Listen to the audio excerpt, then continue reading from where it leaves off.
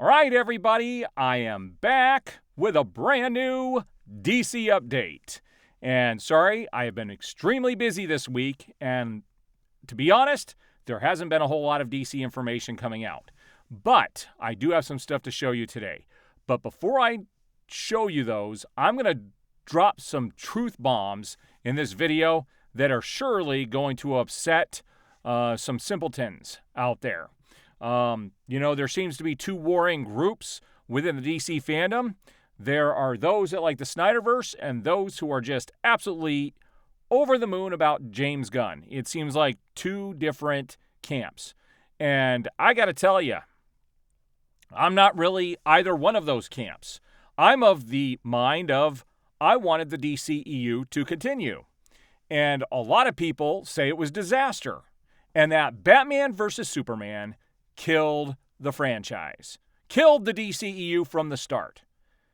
Well, we're going to talk about that. But first, I want to revisit a graphic from my last video and point something interesting out. All right, so there was a lot of controversy with me talking about this graphic, and I pointed out how Creature Commandos is the thing that people are least interested in.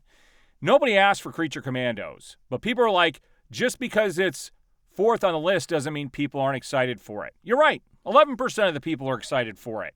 Not good when it comes to percentages.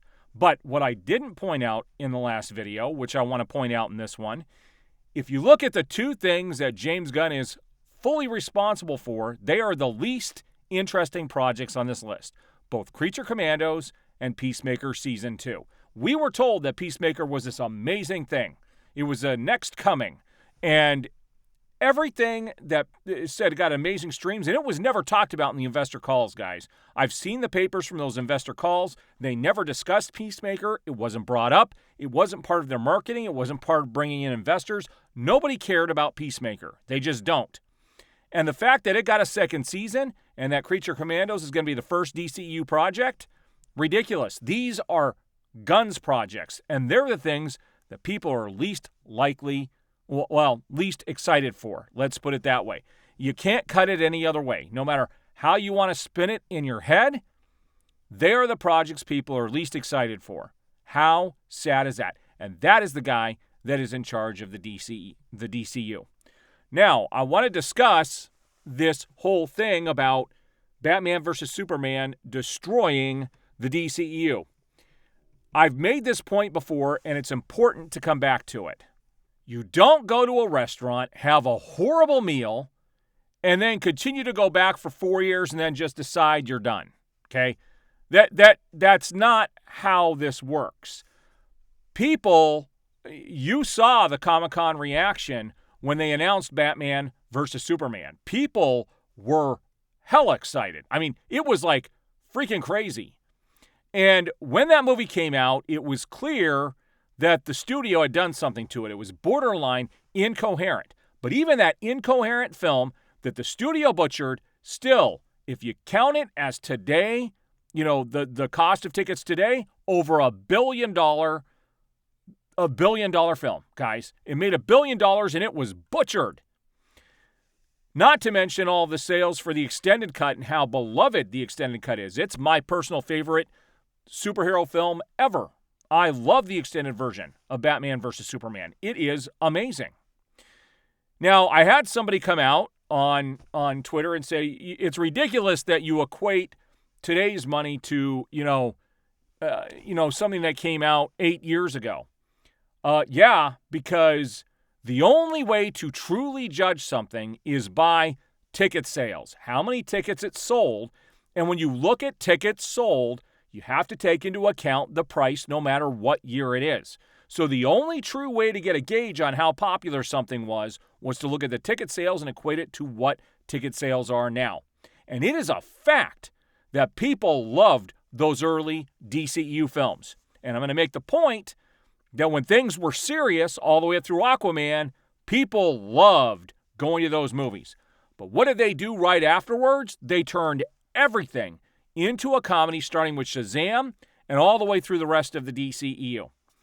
People stopped going. Well, there was a pandemic. Yeah, there was a pandemic, but it doesn't matter. People stopped going. There were other rated R movies that did really well for those studios, including Warner Brothers, during the pandemic that were day and date with the streaming. And every DC film that has been popular outside of the DCU have been serious, like the first Joker film, like the Batman. Those are the ones that people are going to see. Now, I think the Batman Part 2 is going to make less money than the Batman 1 did, because a lot of people didn't like that movie, thought it was boring, and it could have made a lot more money had it had a little more to it. I think it's a very flawed film, but I still enjoy it. So you can cut it however you want. People will say that James Gunn announcing a reboot had nothing to do with the failure of those last 4 films. Bullshit, guys. Absolute bullshit. You can't tell me that somebody's going to go in and announce that, oh, we're rebooting everything, and that isn't going to affect those last 4 films. The only time, and this is another hard fact, the only time ticket sales went back up is when they brought out Black Adam and they announced Henry Cavill was back as Superman. People will call that movie a bomb, but you compare that to all the other DCEU films that came out, it was the one that made the most money and brought in more people to the theaters. That's when all these promises were made. You announce the reboot immediately after that, and then everything tanks. And you want to say that that had nothing to do with it? You want to say that Batman vs. Superman ruined it, and that's why nobody continued to go to the DCEU films? The people who think that have no comprehension skills, zero comprehension skills. You don't understand the industry. You don't understand how things work. On top of that, everybody I've talked to, this is another part of people were trying to pile on me. Everybody I've talked to that is not like a true movie fan or a DC fan or a superhero fan thinks it's stupid that they're rebooting. I have yet to meet, well, there was one person I met, but out of all the people I've talked to, everybody has agreed that it's stupid to reboot, that there was no reason to get a different Superman when you had somebody like Henry Cavill ready to play the character. Marvel could keep all their people in play for 15, 20 years, but Warner Brothers has this habit of wanting to reboot, let's try and catch up, let's do this, let's do that. I don't think James Gunn is the right guy for this. I can tell you Superman looks overbloated with the amount of characters in it. Like, it is ridiculous. Ridiculous. You got Metamorpho, or Momorpho, whatever the guy's name is. You've got Ultraman. You've got whatever the girl's name is in it. You got Lex Luthor, Lois Lane, Crypto, Supergirl. I mean, it's ridiculous the amount of characters, and I bet Waller's going to pop up as well. It's just way too many characters in that film. No matter how you look at it, there are too many characters. I am hoping that that movie blows me away. I want to be able to come in and say this movie is amazing. I just don't see how that is humanly possible. But let's take a look at some of the photos that I have grabbed over the last couple of days. First up, somebody brought this up, and I thought this was I'm not even going to try to pronounce this guy's name. I would butcher it. But I love him as an actor. First time I ever saw him as an actor was in that show with Kevin Spacey on Netflix, the political show. He's guy who's, first of all, got an amazing voice. So someone said, so if Blade is not happening anymore, can we make this happen? I think that would be awesome to have him come on as Martian Manhunter. I am totally up for that. So if you guys didn't know, Batman Arkham Shadow is now out for the Meta Quest. The 3 and the 3S or whatever it is. This game is getting rave reviews from the people who are playing it. I know one YouTuber that I watch and watch his reviews all the time said it is his game of the year. If you guys have checked it out, let me know your thoughts below. This is weird because it's not real violence. John Turturro says he declined to return as Carmine Falcone in The Penguin because he thought there was a lot of violence towards women in the show. That's not my thing. Yet, there wasn't in the Batman? That was the whole point. Some of those women were getting killed and it was because of him. But he wouldn't come back for the show? I think there's something else going on. Quite frankly, I'm glad he didn't come back. I wasn't happy with his casting anyway. I believe what they did in the show is way better than what the movie was. Now, this I find interesting because As James Gunn says, don't believe anything until he announces it, but it says the live-action Teen Titans movie will reportedly begin filming in late 2025, part of James Gunn's DCU.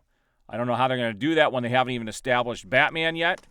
We haven't heard anything about Batman or the Amazon show or a lot of other things that were supposed to be happening.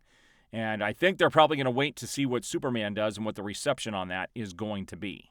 So what we have here is everything DCU. Says U.S. Networks CEO compares Superman's marketing to Barbie. And this is what it says. Superman is going to be is going to be incredible next year.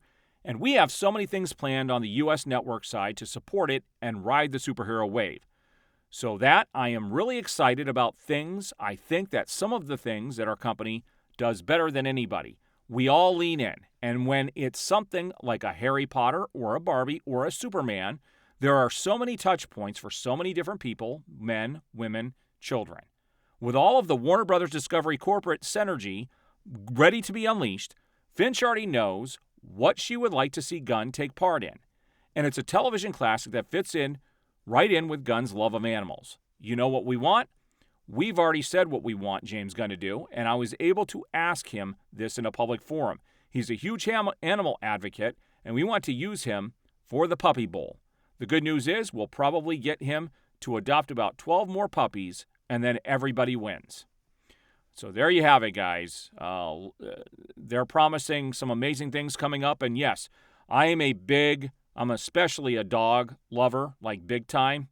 And anything that is going to help bring awareness and save dogs, I love. Because dogs, to me, are a huge part of the family. They're not just pets. All right, so there you have it, guys. I did get a little heated earlier, but I think I'm justified in that. I am tired of hearing the bull crap. You don't have to disparage the DCU to make a point that James Gunn is going to do it 10 times better. What does it matter? The movie hasn't even come out yet. You have this blind faith that is just, you can have all the blind optimism you want. It's not going to make it fruition, okay? I would definitely like to see Henry Cavill back, and I'm hoping that happens one day. Now, somebody reached out to me, and this is a rumor, so take this as a rumor. I don't know if this is true. I'm going to talk about two different things. First of all, somebody sent me something that's saying that James Gunn was going to do something next year to announce that the DCU is part of the DCU, just a branch of everything. But there's nothing. He said James Gunn did some interview, but they haven't been able to get their hands on it. And I'm waiting for somebody to send me stuff. So, I mean, if you guys have my email address and people can reach out to me, I would like to have stuff in hand to be able to present that to my audience. The other thing is I mentioned something about Green Lantern and, James Gunn not supporting Hal Jordan on the premiere date of Hal Jordan. And apparently it was actually on the 10th of October for Hal Jordan. And somebody said, you're burying yourself because you came with false information. It's not just false information. It still proves my point because he didn't do anything on the 10th to commemorate, Hal Jordan as Green Lantern. And it was, in fact, the day before when he fully announced that Kyle was going to be Hal Jordan. So still messed up, no matter how you look at it. And James Gunn is picking and choosing what he wants to promote. It's not about doing things evenly. It's not about doing what the fans want. It's about what James Gunn wants to emulate. It's all about James Gunn. And until I see something otherwise, I will continue to talk about that because right now it's his sandbox and he's going to do whatever he wants. All right, guys, so there's my update for the day. We will see you on the next update.